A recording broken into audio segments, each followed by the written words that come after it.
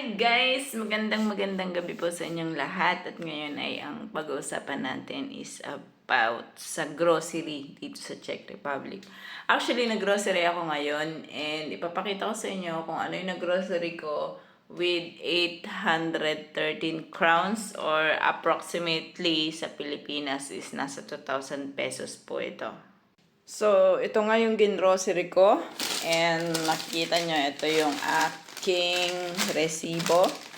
So, ito po ay good for 2 weeks na siya sa akin.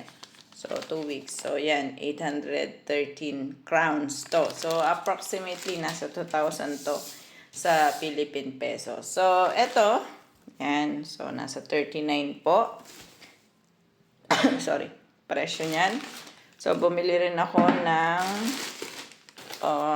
ito, gata. Gusto ko magbiko. So, tinapay para sa akin. Kasi milig ako sa tinapay. And bumili rin ako ng anik-anik ko, chocolate. So, 69 po yan. And bumili rin ako ng parang ready to eat na spaghetti. So, meron po niyan. So, dalawang binili kong gata kasi baka matrip ako magbiko. So, bumili din po ako ng ketchup. So, magkano nga ba itong ketchup na to? 43? Tama ba? 43 or 63. Basta something like that. And syempre, hindi nawawala. So, bumili ako ng wine. So, ayan. 59.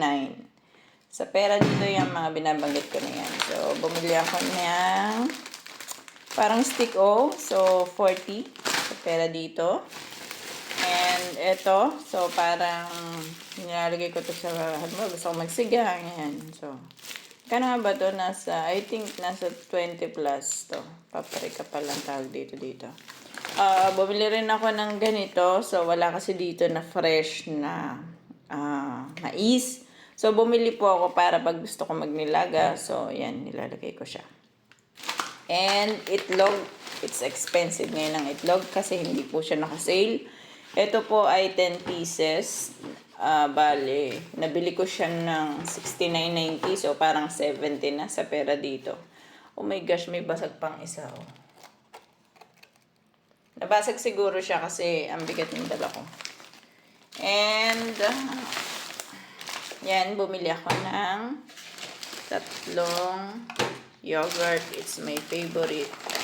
So, 3 yan. Bumili din ako nito. So, ready to eat na hamburger.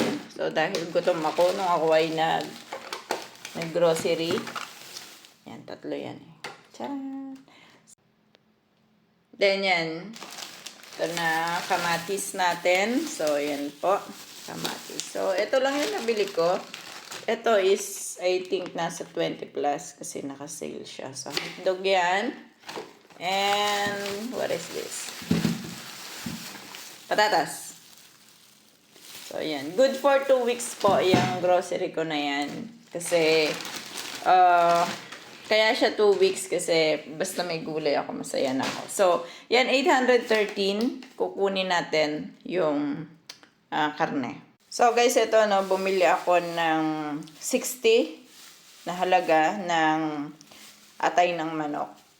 And ito naman is karning baboy. So, yan. I think nasa 200 plus to. Ang halaga po ng baboy at saka nung atay nasa 200 plus. So, sabihin natin 300 plus etong grocery ko dito na nasa halaga po na 813. So, yung total niya is nasa 1,000 mahigit. So, 1,043 yata yung lumabas sa aking account. So, yan po yung napamili ko sa 1,043 sa pera dito.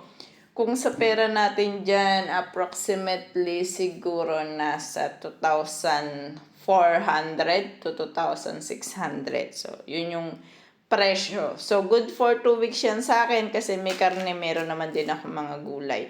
So, medyo matakaw din kasi ako sa tinapay. Kaya, lessen yung pagkain ko ng ulam. So, yun lamang. And sana kahit paano may natutunan kayo. So, ang pinagpabilhan ko nga pala nito ay isang grocery store dito na ang pangalan po ay Penny. Guys, nalimutan ko palang idagdag. Kasama dun sa 813 crowns na binili ko ay ito. So, tissue. Yan. 8 pieces, 3 ply. So, hindi po ako nakawala ng tissue talaga. Kasi kailangan ko yung tissue. Lalo na sa umaga, meron akong allergy. So, lagi akong sinisipon sa umaga. Kaya po, kailangan ko ng tissue. Anyway, yun lamang. Sana may natutunan po kayo sa ating araw ng video na to. Sa ating na video ngayon. Thank you!